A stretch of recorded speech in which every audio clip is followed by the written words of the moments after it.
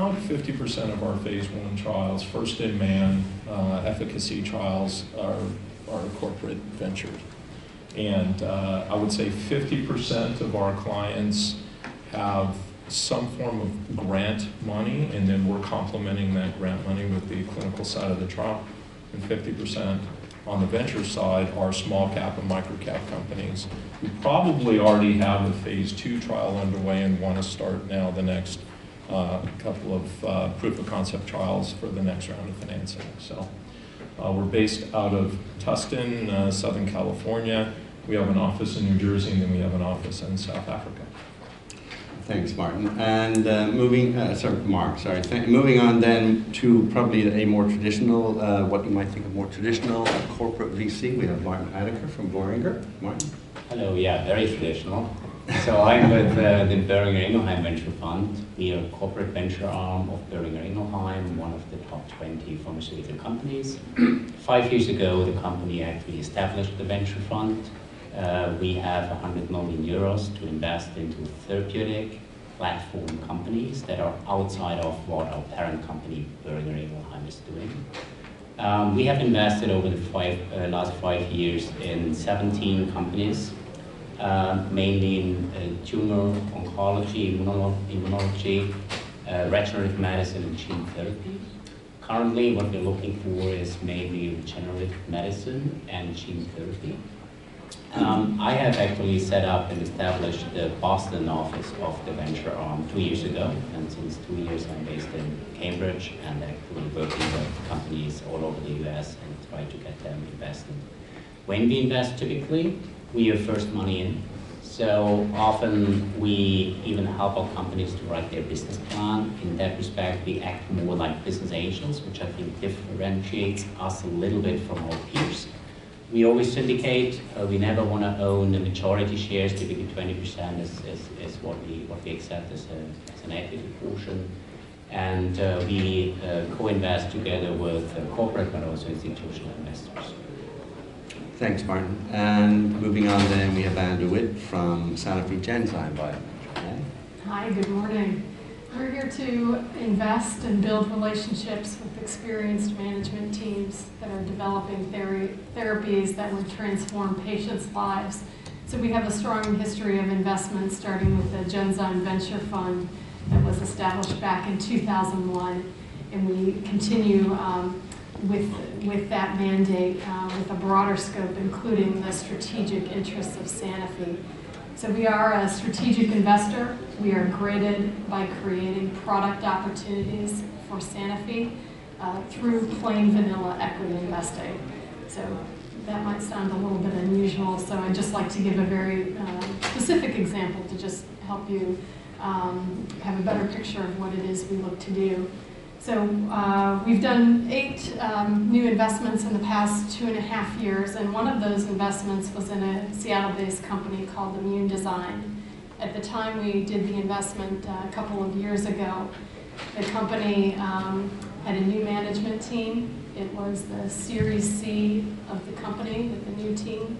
The company was preclinical at the time, and then since that financing, the company had submitted 3 INDs. They had opened those clinical trials. They entered the public markets a year ago, through which Sanofi participated to the IPO. We continue to hold that stock. And we had 2 business development agreements after the equity financing. One was between Immune Design and Sanofi Pasteur, which is the vaccines business of Sanofi, and the second separate business development agreement was between Immune Design and the immune-mediated disease group for severe food allergy. So in a nutshell, that represents what we're trying to do through equity, which is plain vanilla equity, no rights, no agreements, but that through the relationship with the management team and with the investors, when the company is looking for a partner, that we are a natural party to have at the table. Hopefully we've demonstrated we can add value through the company through the equity investment. So in a small vignette, that's one of our 8 investments, and we hope to do that with every company that we invest in. But I'm glad to talk more about that as we go on with the panel. But if you're looking to accelerate your development by potentially a relationship with Sanofi, then come talk with me. Thanks, Anne. And our last panelist today is Edward Hugh. Edward's the CFO and CIO of WuXi AppTec. Edward? Yeah, so WuXi AppTec, we are a global R&D service company serving biotech, pharma companies, and medtech from discovery all the way to commercialization. And we started our corporate venture fund about 4 years ago, and at the time we see quite a few of those companies that come to us say, hey, can I exchange my, basically pay you equity instead of get cash, because they are cash starved, right? And then we said, no, we take equity. We take cash for a service company. And then later on we found out we actually missed quite a few opportunities. Some of those, I don't want to name the company, but when they were acquired by another big company, their stock price is essentially 55 times more. If we had taken that $1 million equity, it turned into $55 million when the company was acquired. So anyway, so then we started, you want to insulate it from the P&L impact. So we set up a corporate venture fund, just like any, we don't take more than 20% of the shares. And help those clients to advance their product development very quickly. So if, I can talk about like a pharma company we invested, become public now, RGO Pharmaceutical in Cambridge, Juno Therapeutics, Foundation Medicine, Amicus. Those are the ones who already exist. And then we have a few other companies we invest, like Cyros in Cambridge, Novera, based in Pennsylvania. Most of those companies we invest tend to be our clients, because the WuXi platform is very enable any company to discover therapeutic product much more cost efficiently. But it's not a mandate. We don't really demand the portfolio company has to use the WuXi services. Obviously, we like service portfolio companies. And about a couple months ago, actually, WuXi corporate fund has fully investor committed. So we actually raised a second $250 million fund. That fund, WuXi corporate committed about 25% of capital, and then we raised the remaining 75% capital from Asia-based family offices, institutional shareholders. So now we have an independent fund, basically can take 100% equity if we want to, without the string attached with the corporate restriction that cannot own more than 20%. Thanks, Edward. And as I said, I would loop back a little bit to BMS, who I work for. So we don't have a corporate venture arm, but what we do is take LP positions with venture capital firms that we've known for quite a while, and we trust, and we really like the companies that they build. We don't make a song and dance about this. We don't want to impact what they do. BMS is a drug discovery and development organization. We're not venture capitalists. We don't plan or pretend to be, but we really do like to partner with people who are very good at what they do. And so we've taken some LP positions and will continue to do that over the coming years from a purely strategic point of view. We do have companies coming to us who ask us about investments, and we refer them to the VCs that we work with, although we have done a few seed investments just ourselves through our corporate business development group. All right, with that, I'm going to open it up.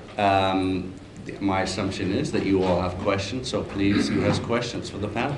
Curious, for the funds you've invested in, Bristol Myers, are they different? Are they competitive firms, or do you separate the focuses of the firms that you'll be LPs in? There's a couple of ways we divide it. We're really looking for, we work and take LP positions with funds that build companies from the ground up, that are really looking to deal with big problems. In medicine, address high unmet need. We are looking, we do divide the world up a little bit. Obviously, different VC funds tend to troll in different areas. Sure. So we've taken a couple of positions in the US, one in Europe, just being finalized. So that's kind of the way we divide it up. They don't have to be just interested in the areas that we're interested in. We're interested in very limited areas of diseases, right? BMS has a pretty narrow focus right now. Does that answer your question? Yeah, it does. Thank you. Another question over here? Yeah, I was just wondering, for everybody, in general, about how long of a timeline do you have between meeting a company or hearing about a deal before actually going through it then? Anyone who wants to take It's really broad. a stab at that? Volunteer? Mark, come on. Yeah, maybe. I don't know. I mean, it can be very, very fast. Typically, you try to be fast when it's very competitive, or the company is at a stage that you can just like directly invest. It can also take a very long time. And I think there was a company, I talked to them 2.5 years before I invested. And obviously they had to refocus, and there was not a management team, it was just a scientific founder, and so on and so forth. So, but you know, if you're really interested, I think you can figure it out. And what's important to me is that if you have discussion, that actually you have a shared goal.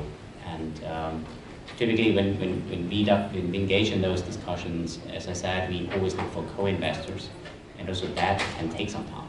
And so anything between like maybe 2 months and 2 years is like normal. Anyone else want to try that one? We're only underwriting to the next inflection point. So we can be as short as 60 days, and usually we're coming in because something went wrong. You know, so there was a piece of financing that didn't show up, so then we can underwrite it quickly. And again, since we're only underwriting to the next inflection point, not all the way down the line, we can move fairly quickly. We have another question here. Yeah, how did your corporate venture groups look at companion diagnostics or personalized medicine that are geared towards therapies that the parent is either marketing or currently developing? And do you want to take a stab at that Yeah, one? I'll start. So for us, diagnostics are not within our investment mandate from a pure equity standpoint. So we choose to use equity to go after opportunities that are too early for business development. And again, we're graded on creating options for the Sanofi pipeline. So within that parameter space, again, unless there's something unusual about the context of the diagnostic, then we won't consider an investment because it would be out of scope for how we use equity. With that said, we do have an investment in a medical device company that has sensor technology and is developing a cap that goes on disposable insulin pens for tracking insulin. And that was very much supported by our diabetes franchise and seen as highly enabling to the information ecosystem around the management of diabetes for those patients. So in that case, we made that investment. So it depends a bit on the context, but for us, sort of by mandate, diagnostics wouldn't necessarily fall. Depends on the context. Anybody else on the diagnostics? John? Actually, in WuXi, we have a diagnostics service business and also have a genomics business. We actually made 2 investments in diagnostics company. One called Clarity Genomics. They are based in Boston. They're spin off from Harvard, Boston Children's Hospital.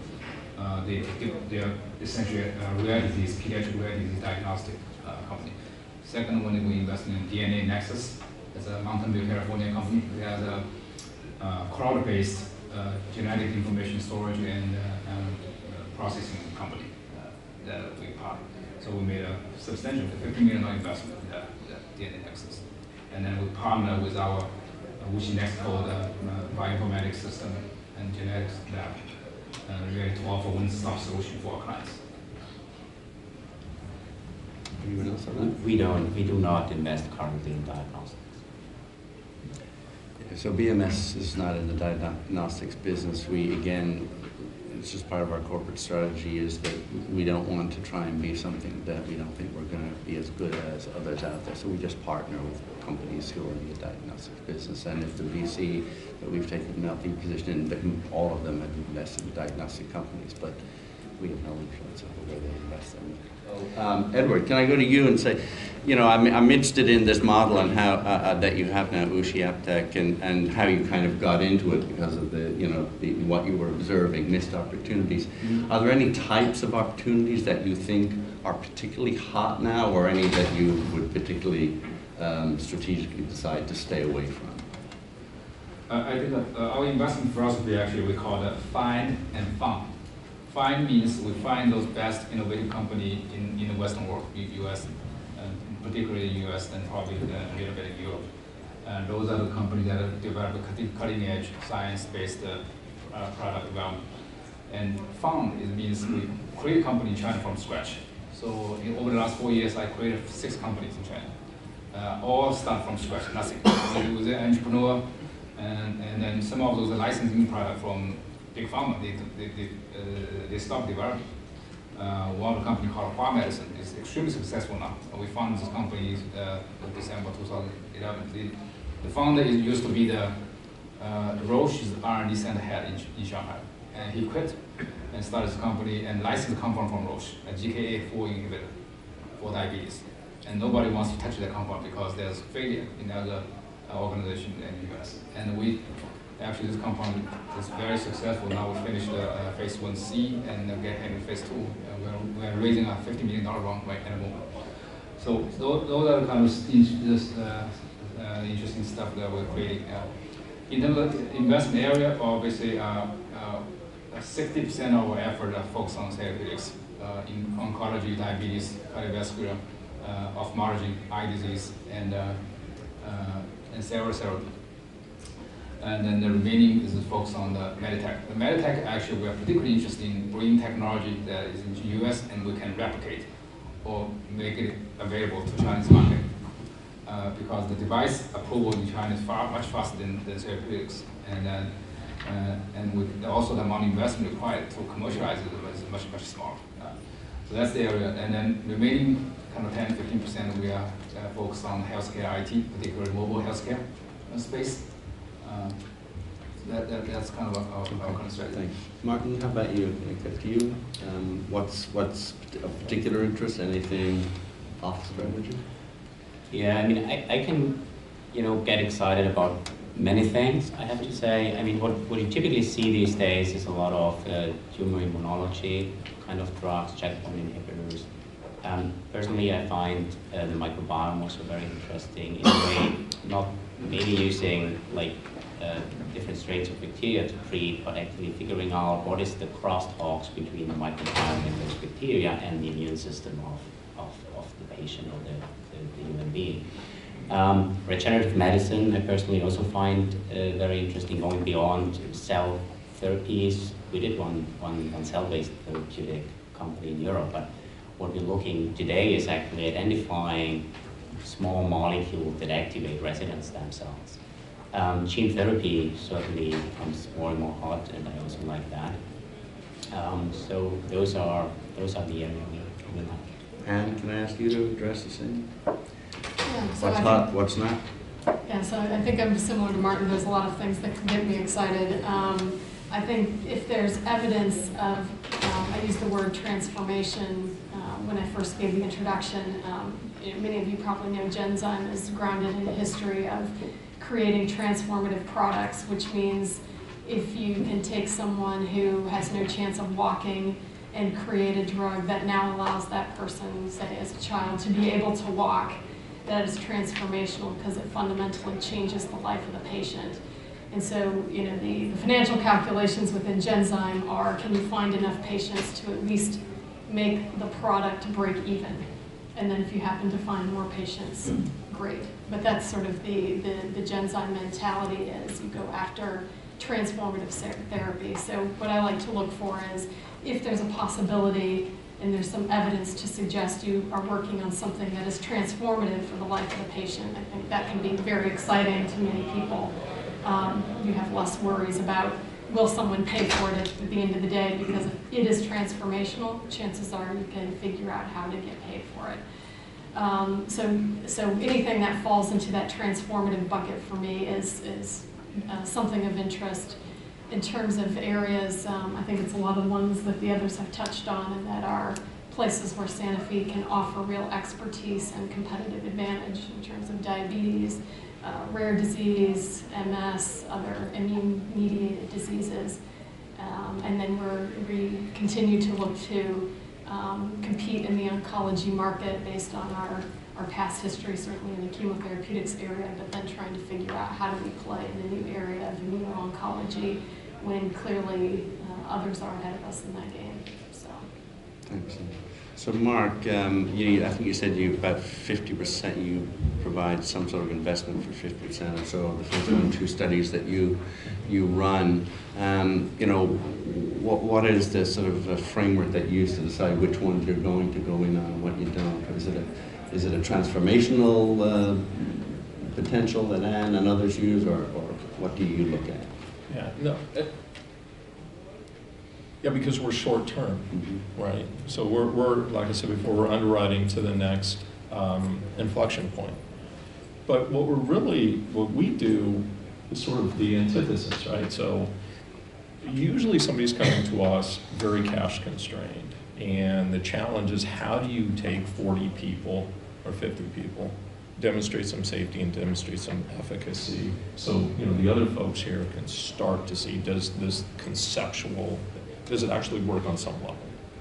And so that's the art by which we do what we do. The investment decision, it's much more around, we're agnostic. Is this going to go from a value of X today to a value of Y within 24 months? And then we're just handing it off, or we're then sending it upstream. And so, but there's a role for those folks who are kind of just bolting it together, and the science can be really compelling. We do a lot of gene therapy and stem cell, and so we're at that from a corporate standpoint. We feel like we are an enabler opposed to an investor, if that makes sense. Sure. Yeah. Thanks. What other questions do we have from the audience? We've got your corporate venture group here. Yeah, we got one at the back here. So all of you, in that last question, several of you kind of expressed what you were interested in, but I think the flip side of that question, which was also asked, is what are you not interested in? And obviously, I think when somebody asked the question about diagnostics, several of you said, well, that's not really an area that we're all that interested in. It's not, doesn't really fit with what we're doing as a company. So are there other areas like that where people come to you and said, you said, look, this isn't really what we're interested in right now? So I'm going to skip you on this one, Mark, because you're sort of agnostic here. Martin, I'm going to start with you on this one. What's important to us is actually we're looking for like the novel science in a way that it's a novel mode of action, a novel target. So what we don't get excited about, for example, is the reformulation, sustained release, administration, those type of things we would not invest. And then there's some things you simply cannot invest. If someone shows up today and says, I'm having this fabulous Alzheimer's disease drug, and I want to raise venture money to actually go through phase 3 to show proof of concept, I feel like it's very difficult to actually find co-investors to make that happen. I think that's maybe something where you need a corporate partner for. So from our side, as long as it's ideally it's platform, novel mode of action, new target, then it makes us excited. The further away you are from that, the less excited we get. And do you want to take a stab at that one? What are you not interested in? I think, Martin, I completely agree on the 2 points around the things that are incremental, but may be important in the marketplace, so I don't want to discount that, as I think Martin wouldn't either. It's just not a good use of an equity dollar from a corporate perspective. The other one, where the biological understanding is slim, I think it's just hard because there's still research projects. I think the only one I would add for us to Martin's list would be things that are amenable for business development. For us, we don't compete with our BD colleagues. So whatever it is, if it's amenable to considering a way to get that, I'll call it quote, into the Sanofi pipeline directly, we won't use equity. It will go to our business development colleagues, because at the end of the day, we're trying to create a robust Sanofi for a pipeline, all of us, so we don't compete on those dimensions. And that really depends on the therapeutic area and what the appetite is for risk within that therapeutic area. Something that's a phase 1 for someone might be too early for BD, and for someone else it might be perfect for BD. It kind of depends on the strategy of the therapeutic area. Did you get the answer to the question you wanted, or do you have a specific follow-up here? No, I think this is very helpful. I think the question of it's helpful to know what specifically you all are interested in particularly. Now's the time to tell a large group of people what you're not interested in, so you don't have to answer that question 6 or 7 times, potentially in the next, the second this panel's over. There you go. All right, so does anybody want to just make a bold statement of what they're absolutely not interested in hearing about?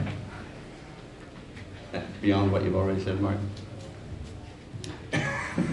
Diabetes is always. Yeah, diabetes. All right, if you got a diabetes thing, don't talk to Mark or Mark. No. Talk to Ann. No, you can't. It's just, there's different, Talk to that Edward. could be a long road. Yeah, we have another question. We have another question over here. So I'm curious, given that most of your objectives are very long-term, how do you measure your performance on an annual basis? Right. Interesting. So if you're sitting down at the end of the year with your boss, how do you measure your performance? For us, it's the times we've been on panels. Was it Joe? He's doing very well. Yeah, that's an interesting question. Anyone want to talk about their end of year performance evaluation discussion with their boss? I'll take this one because we are sort of fanatical about tracking stuff. For better or for worse, we're fanatical. So I'd say, at the end of the day, it's for us, we go into the chief strategy officer of the company. So at the end of the day, we are graded by product opportunities for Sanofi. So that's what we look at. But of the investments, when we look at our investment portfolio, we look at it not by company, we look at it by what I'll call quote-unquote unencumbered programs. So a singular company, if it has multiple programs that, let's say, are unpartnered, we'll look at that in our portfolio and say, okay, we've created 4 opportunities for Sanofi to have programs if they're I'll call them quote unencumbered. If they're partnered with us already or partnered with another company, then they're not available quote unquote to the Sanofi pipeline. So that's one way that we know that we're just doing our job in terms of making new investments in exciting areas of high strategic alignment, and simply just tally up the programs that are reflected by the companies that are in our portfolio.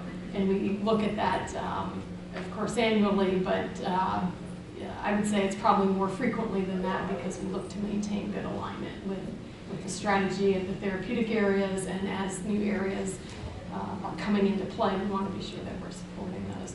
So for us, that's the major piece. And of course, if there's business development agreements, we keep track of all my colleagues' BD processes. And so if a company in our portfolio is able to get to execution of a licensing agreement, such as in the case of Immune Design that I described, that's a win in our column, even though we're not the ones negotiating. It's led by our BD colleagues. So we also keep track of where things are within I'll call it the BD process, as a mark of, are we making investments that in fact can lead to options for the Sanofi pipeline. We of course keep track of our financial metrics, but for us at the end of the day, no one really cares if we add some money onto the P&L, provided we're not subtracting money.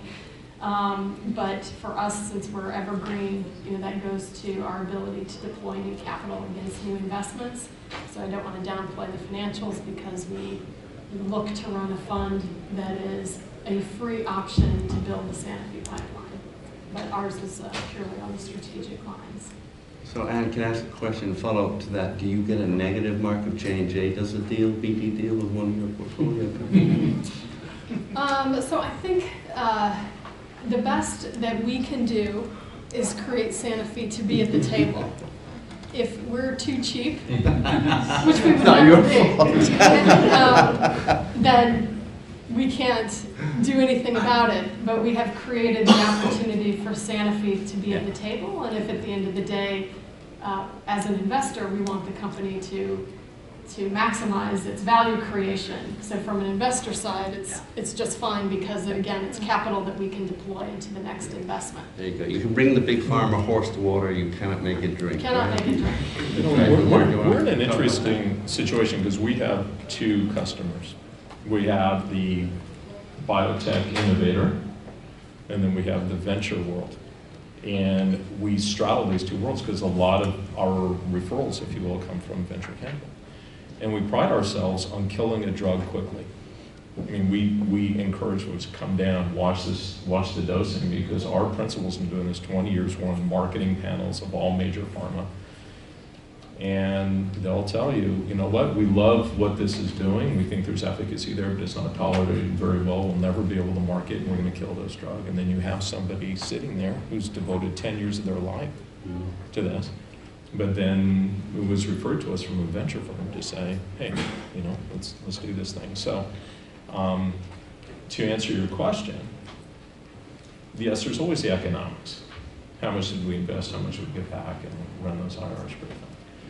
But then it's about who continues to send you business and why. And is that progressing over time?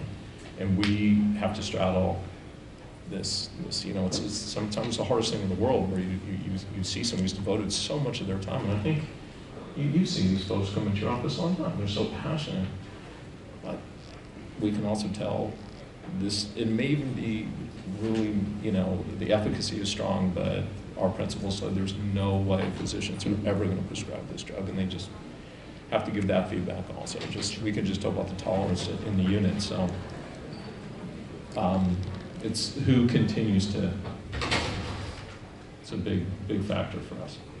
Edward, any comments on this? So for us, actually, mostly financial driven. Right? So interesting enough, for Fund 1, our investment already returned as service revenue. So essentially, I deployed $50 million, I got $50 million back already as service revenue. On top of that, I got 3 times returns. So it's a pretty good track record. Essentially, your principal is back. So we measure both kind of pure return on investment plus also service revenue for inclusion. And many of our portfolio companies are very happy because Rich Soy actually in our audience, he's a senior vice president integrated drug development. He takes care of our clients. So, we've got a question in the back. Yep. Yeah, that's you. So oftentimes, you know, investments are made in the technology, the company, the team. Have any of the panelists or your team shied away from making an investment because you weren't too keen on the management team or the individual running the company? And if you had gone ahead and made that investment anyway, have you tried to actively rejigger the management team? Have you been able to have an influence on that? So without giving away any details, does someone want to answer that question? Martin? Yeah, I mean, sure, management is one very important factor when you consider investments, and there have been many situations where, you know, we were not happy with typically it's the scientific founder to then become CEO, or he didn't want. And what you do, I mean, you actively reach out to your network to identify someone, or you use a search firm if you're not familiar with the geography, which typically is a little bit more difficult. So yes, very often you're not happy with the management team. Typically, I said, we have first money in, and you never have the perfect, rarely have the perfect management team in a company very early with no money in. You know, I mean, this is a time of where a company builds itself, or you build the company. And management is one of these brickstones in building the company, and we do that. Have you ever shied away from an investment because you Not at all. were a little nervous about the individual and Sure. you know? I mean, typically, you know, that's you very, you know, when you start like CDA and term sheet discussions, I mean, those are the two main point of contact between me and the very early company, you know. And when you feel like you're very far away with your positions in a term sheet, and you know, there's no way of finding a compromise. I mean, I cannot work with such a team over like the next 5, 6, 7 years, because you know, we will have to find many compromises on the way to the market. And if you cannot, you know, negotiate at the beginning, then it's better to walk away, and maybe it's just the wrong composition of people. Anyone else want to take a stab at that one? Any other questions out there? Yeah, we got one back here, and then I'll come to you. So I'm wondering how early you'll invest. Are you sort of Series A investors, C, anyone who's C? What's the situation? Why don't we start at Edward, with you down there, how early will you go? We actually study as early as a concept. And then sometimes we just work with the entrepreneur, start from concept, and then license the company and form a company. As early as that. But most of the investment is start Series A. And So the ones from the concept are all in China, or will you do them in the US? US. Yeah. So for us, we currently don't use Sanofi Genzyme Bioventures to do company creation. We have a separate group inside of R&D that will engage in company creation. So we don't do that, but we will do anything, whatever makes sense. If it's an A, it's an A. If it's, and we've done up through Series C. Actually, recently it was a crossover in an E. So it just depends on the specific opportunity and what the context is around the investment and whatever the investment thesis is. So we're pragmatic. It sort of depends on the specific opportunity. Mark? Yeah, same here. As I said, very often we're first money in, and that can be very early. The earliest kind of term sheet I signed, there was not even IP in the company, so there was no IP file, which is very unusual. Typically you have IP and you have like a shell that's holding the IP, if it's even only on paper. But beside that, it can be very early. You have typically some preclinical data. There's some evidence that there is something, and we want to see we look into the science before we invest. Mark, how does this apply to you guys? A little different, I suppose. Well, we don't do seed, Yeah. right? Because we need to have all the tox work done for us to hop in. It's usually, but I wouldn't call it a Series B, in what the panelists would say, but post seed. Sure. Okay. Okay. I think we answered that one. You had a question here. Yeah, I think we touched on it a little bit, but maybe just the preferred entry point. So I'm coming from the context of building companies out of academia, so early stage preclinical. We have collaborations, scientific collaborations. We deal with a lot of scouts and BD. What is the best entry point for us to get a hold of you if we're thinking about shaping up a company? So this is sort of coming out of a tech transfer office, Tech academia transfer, that wants specifically to start up a company. That's right. Yeah. We'd be talking about a company in the format of it's just on paper. Okay. So Anne, can I go to you on that one first? Yeah. So if my organization is operating like it shouldn't matter which door you go through. It should, if it's a discussion to be had around company formation, equity investment, it should either end up on our doorstep or on our sister organization that I mentioned earlier in R&D Sunrise, and we work together. So if my organization is operating like it shouldn't actually matter which door you walk through at Sanofi.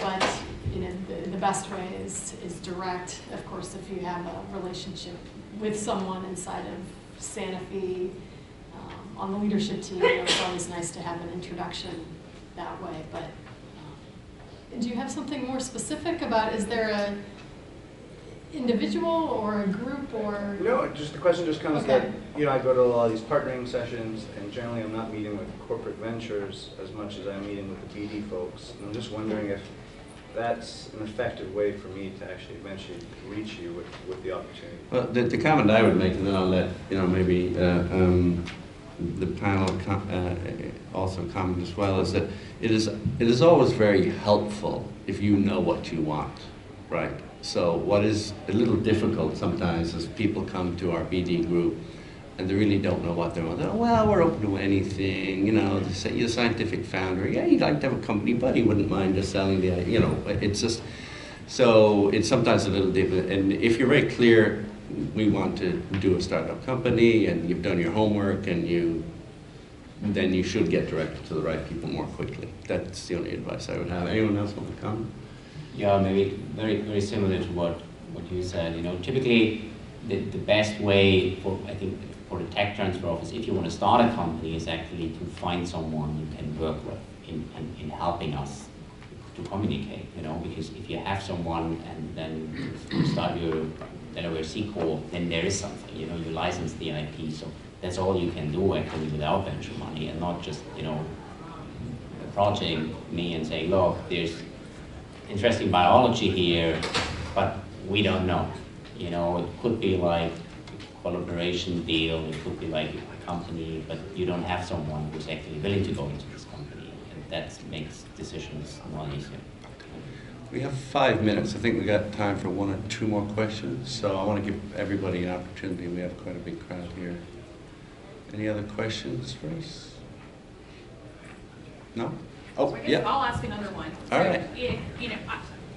Full disclosure, I don't have a company, but I imagine you guys get approached by a number of people who do have companies who are interested in working with you. What is the 1 or 2 tips you can give companies? You know, things you maybe want to see, common mistakes people make, whatever it is. What are the 1 or 2 tips you can give to people who are trying to approach you to potentially do some kind of deal? All right, so we have 4 minutes, so I'm going to start with you, Edward. 2 tips on what you like to see and 1 thing you really don't want to see. All right. Obviously, you should have a pretty clear idea where you want to take a company to what level. And do you have a clear path to very inflection point? Right. If you've got an entrepreneur yourself, you probably know the company better than anyone else. If we don't have this confidence, then typically we don't even start a conversation. Okay, thank you. Anne? Yeah, I would say establish some type of credibility, whatever that mark is, paper publication, academic founder, CEO, whatever, some credibility to have and then you need to be crisp about the idea, similar to the lines we said. But if I don't understand right away what it is you're about, that's. And I would also do the McDougall perfect pitch. Doug's 30-second perfect pitch he does at a lot of the conferences. It's amazing how crisp you can be in 30 seconds on communicating what it is you're about and why we should have a second conversation. Right. For us, you should have good science, so data, ideally, and a plan of what you want and what you need to actually achieve what you're planning to. So be clear on your communication. I'd say number 1 is don't be married to your protocol and your approach. I mean, when we have to convert it to a clinical setting, generally we're changing things about 90% of the time. So be open-minded about how to get to where you want to be. Sure. And my piece of advice is please don't, if my group has said no, please don't go to my boss. Because he will only throw it right back to me and say no again. All right. I hope this was useful. Thank you very much to the panelists. Thank you all very much. Thank you for your questions.